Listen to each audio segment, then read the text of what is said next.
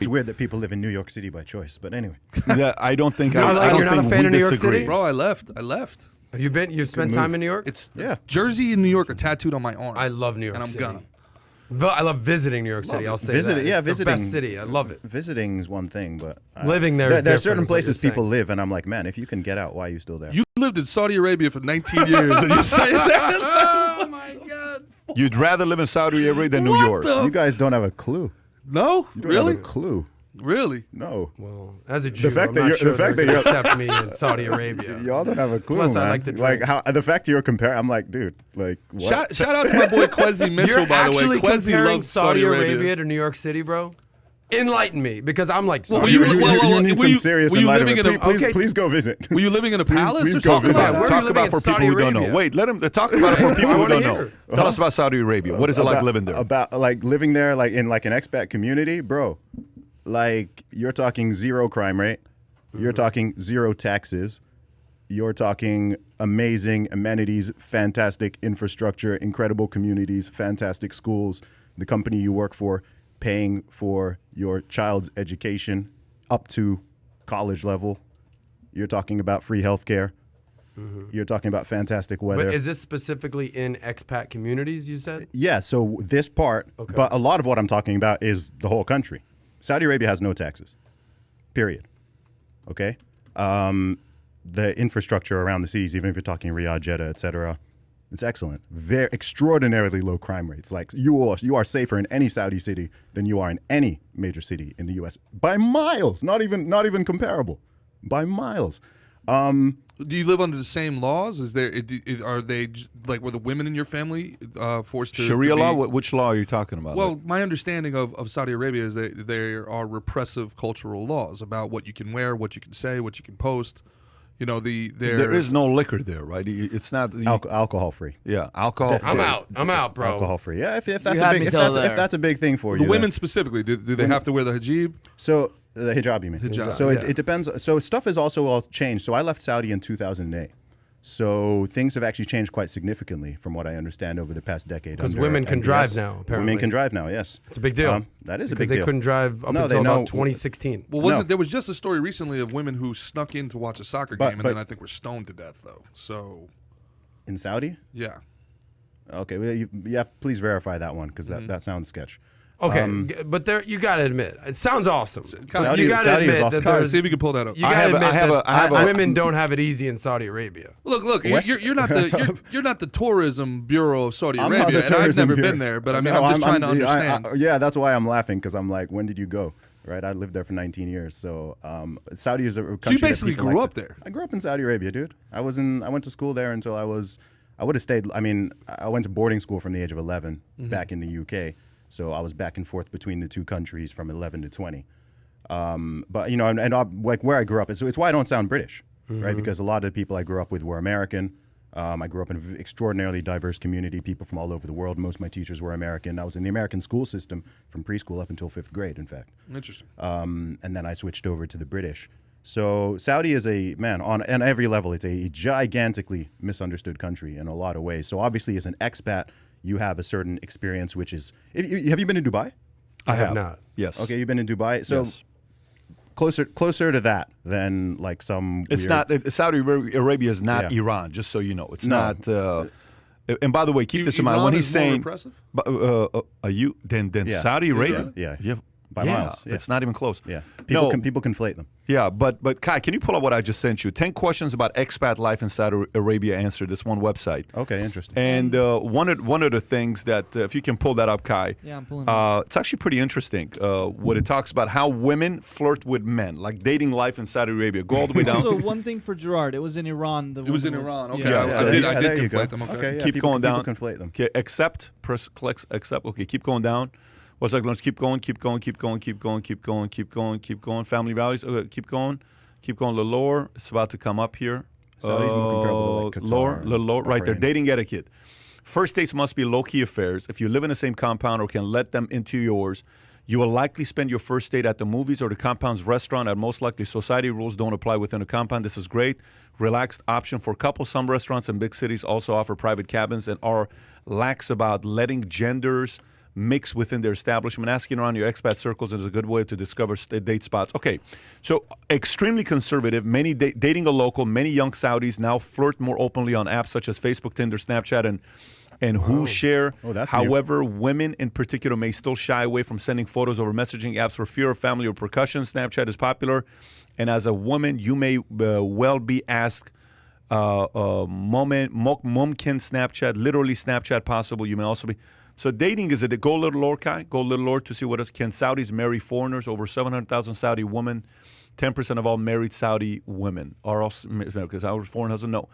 No corresponding figures are available for Saudi men married to non-nationals. So if it's a Saudi spouse you're looking for, there is hope.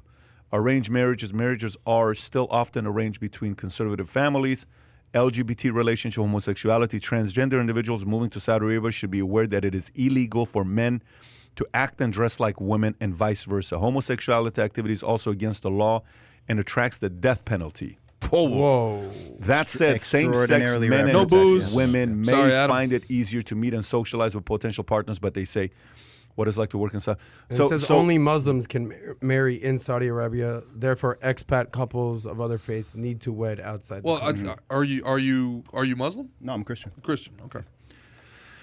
Yeah. So How are the why did you individual leave, though? liberties? Why'd you Oh, yeah, leave? go ahead. Why did you leave? You retire at 60 there. So my dad reached 60, and the company he worked for, you retire at 60, and so. But by the way, if you that do was the it. math, so this whole thing about why don't they need taxes? Why don't they tax anybody? Oil money. Okay, they got the natural. It's like Dubai doesn't tax you, Yeah. right? And unemployment is nothing. But say if they didn't tax corporations, that money goes to who? The corporations. What's the big deal if corporations pay for kids' college education? Nothing. We can afford it. What's the big deal if corporations pay for your health insurance? Nothing. They can afford it. What's the big deal? You know what companies can do if they didn't pay taxes?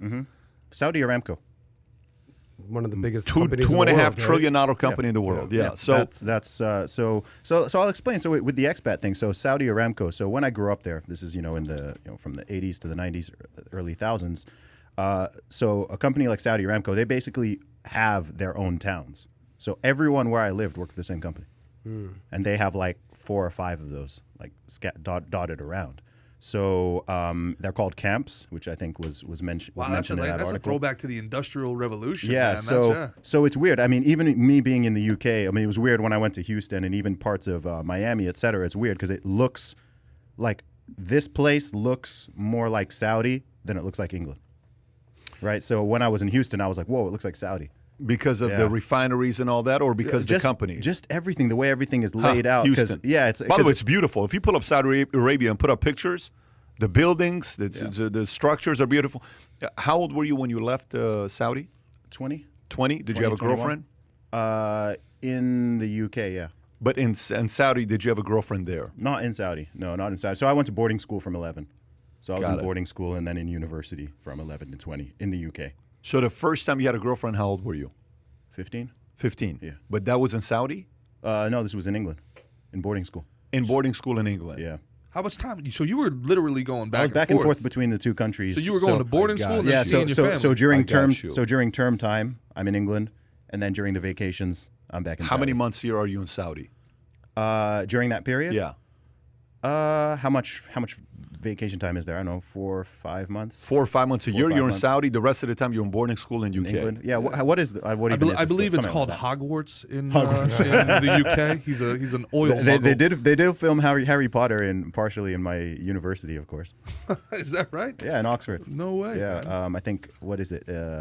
Christchurch College, I think. You went they to used it Oxford? for. Yeah. I'm How an was Oxford? graduate. How was Oxford? Oxford was cool, man. It was cool. Is it the Harvard of, is it? It's the best. Yeah. Sell us on Oxford. Sell us in Oxford. Well, it's the oldest university in the world, I believe. I hate, Firstly? absolutely hate Ivy League elites, though. But please Okay. go on. Yeah. That's all right. I liked you up till now. It's not Ivy League. It's not Ivy League. That's not a thing in the UK. Yeah, I mean, Oxford and Cambridge are, for decades have been the best, if not centuries, been two of the best universities in the entire world, certainly the top 2 in the UK. I studied computer science, which was, I didn't love my subject. But Oxford itself as a city, have you ever been to Oxford? No. The city is beautiful.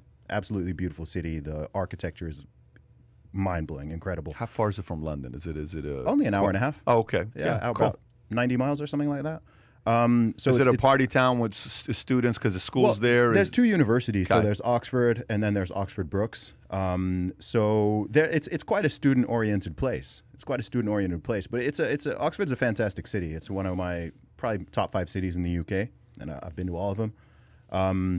But yeah, it's a great place. Obviously, hyper academic, you're surrounded by incredibly smart people all the time, which means you're always having great conversations, and it's good. When you're surrounded by people who inspire you in some way, shape, or form, there's a lot of value in that. And when you're somewhere with so much history, and literally, I think my college in Oxford was built in the 1200s. Wow. Didn't C.S. Lewis go to Oxford? Was C.S. Lewis, he went to Oxford or he taught at Oxford? I'm not sure. Yeah. I'm not certain. There's a movie lot of- about C.S. Lewis. His story is, and I think he used to go. Can you pull up C.S. Lewis profile? Is that Yeah. the Rhodes Scholars? Is that Oxford? Yeah. Oxford has Rhodes Scholars, so you get it. So Oxford is more like a Boston. Yeah, he went to Oxford. Oxford, yeah. He's an and Oxford Cambridge. guy. Yeah. Okay, he had academic. Yeah, okay. I don't. Have you seen his movie? Put C.S. Lewis movie. You ever seen his movie? I haven't. No. Oh my gosh, I highly recommend anybody to Okay. watch it. It's not a story of not those movies. The story, a life story movie. I type that. There's a movie that who plays it. Anthony Hopkins plays it. There you go, Shadowlands. If you've never seen this movie, it is absolutely fascinating how interesting of a human being this guy was. From going and being an atheist to writing mere Christianity to divorce letters. I think he wrote divorce letters, screw tape letters. Maybe one of the greatest authors of all time on the stuff that he wrote. And he would go to Oxford and they would debate. To hear those debates that he would have with all these other scholars and professors and educators, the part about, was it a big debate type of school? Were you guys was it a debate format? Is that how you guys learned? Not like for typical Yeah. not for typical learning, Yeah. but there's the Oxford Union, which you may have heard of, where they bring in speakers and they have there's debate societies and stuff like that. Were you ever a part of it or no? Because No, I was never personally a part of it. I wasn't it. personally a part of it. I was kind of I can see you doing good at that. Yeah. Sincerely, Yeah, I can thank see you you. actually doing good at the That's debate how you part. debate. yeah. Did your philosophy, did your kind of libertarian philosophy originate there in Oxford, or has that come later in life? Because I'm wondering here between the Saudi upbringing, and it could be my misunderstanding of Saudi culture, Sure. and in Oxford, it would seem that your belief system, although at least as it's presented through social media, seems to kind of be it doesn't converge with what your upbringing should be, right? Is that you seem to have come from a very controlled environment, and now you seem to promote a lot of personal freedom. I didn't come from a super controlled environment, not in my household, nor in So Saudi's interesting because, here's something that's interesting to know is that what people call like the left-right political spectrum doesn't apply globally. Well, it doesn't Right? even No- apply anymore. It's Yeah, like a yeah, but 18th it's- century French thing. Yeah, but if you talk to people in most of Europe or in U.S., it's always the left and the right, and Democrats, Republicans, We were talking Labor, about this conservative, earlier et cetera, when I right? gave you So, some examples, so yeah. like I said, somewhere like Saudi, it's ultra conservative on certain things, sort of in the middle on certain things, and actually sort of very. It's a combination of all. First of all, it's a monarchy. Right, so there are no It's the political kingdom of yeah, Saudi yeah. There's Arabia. no political parties. What's the liberal part of Saudi Arabia? This is what I mean, right? There's no wings, like there's No, no not even political wings. parties, But so- what are they liberal on? Okay, so what I mean is, look at the things some people in the U.S. What do U.S. progressives want? They want free health care. Saudi has that. They want free schooling. Saudi has that. They even want some of them, the far lefties want free university. Saudi has that. Okay, gotcha. Right? What do libertarians Not the want? same issues. Libertarians want no taxes because taxation is theft. Saudi has that. Right? Why are you living in UK? Why don't you go live there? I don't. As far as I'm concerned, I've left the UK. So you're now what? You're I don't know. I'm a global International I'm man of I'm a mystery. global nomad. After the past year and a half, I was like, I'm done with this Are you country. a globalist? I'm not a globalist. you're living anywhere and everywhere. I don't know. I'm in the U.S. for the next 3 months. Beyond that, we shall see. I mean, the UK, Dude, I feel that don't on know. such a. This is what you and I always have our heated discussions about. Dude, you don't know what it's like to have corrupt politicians steal your home from you. They steal your home, and then you have to then adjust, because if you don't adjust, then you're going to become a criminal. and that's, so they've literally, I'm sure you didn't want to leave your home, but they've made it an untenable situation. The UK is I feel sad. Like I was gonna end up leaving the UK anyway because my audience in the US is much bigger, more opportunities here, etc. So I could well end up living in Florida, Texas, etc. once I get my visa. But as for me right now, unfortunately, I'm location independent with my business and everything I do. So I'm not tied to any particular city or country, which is wonderful. So, as far as I'm concerned, I'm kind of flexible right now, but I'm very disillusioned with the UK now, which makes me sad because I do love the country. Are you leaning towards anywhere? Are you leaning towards where you want to live, or none at all? If it's in the U.S., probably Florida, Texas, or Tennessee. Outside the U.S., I'm a big fan of Central and Eastern Europe. I like Czech Republic, Hungary, Poland, Romania, places like that. Thoughts on Norway, by the way? Thoughts on Norway? I've never been there. Oh, so you gotta go. I haven't been to Norway myself. Kai's from Norway. Singapore? Singapore, I don't know. I've heard that Singapore's been terrible throughout all this. Singapore's another weird one because it's very authoritarian, but it's also very free market. No taxes. It's weird. It's another one I think sort of like Saudi. Who did you interview that lived in Singapore? The crypto billionaire that bought Beeples every day for $69 million. What's his name, Kai? Yeah. And he swears by Singapore. Yeah. He swears by what it's like to live in Singapore. Yeah, Singapore. So it's weird. what do you consider home at this point? Hotel room. Any hotel room. Any hotel room. Yeah. I mean, look, in terms of where I'm from is always a weird question because I'm literally a British Nigerian who grew up in Saudi Arabia and went to an American school. And does not have a British accent. Sound like American. Yeah, exactly. Yeah. And has quite a lot of, American values. Like I always get told, man, Zuby, you're more American than most Americans, right? Wow. And I'm, I don't like any political party, but I'm more of a Republican than I am a Tory, right? Gotcha. In terms of my actual views on stuff.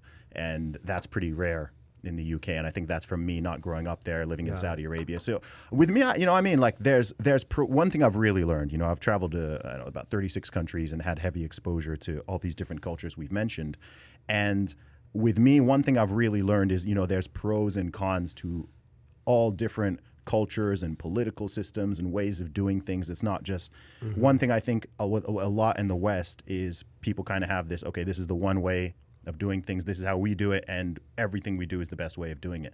And I'm like, no, some things are, right? There's lots of stuff. Zuby, America's number one, but we're number one. Yeah, well, people say that, but then they haven't often been anywhere else, right? Well, Daniel Tosh did a thing is like, people hate us because we keep saying we're number one. The terrorists don't like it. Just say we're top 10. Top 10. And they're like, they're top 10. All right, that's fine. PB, question for you. You kind of have a similar story. I mean, you've been all over the world. You've traveled. What do you consider home? Listen, it's born in Iran, made in America. I've heard that recently. Born in Iran, made in America. It's that simple for me. I've been all over the world. Yeah. When you're in the military, you go everywhere. When you're, in Iran, you're coming up. You live at a refugee camp, Germany. You see it up.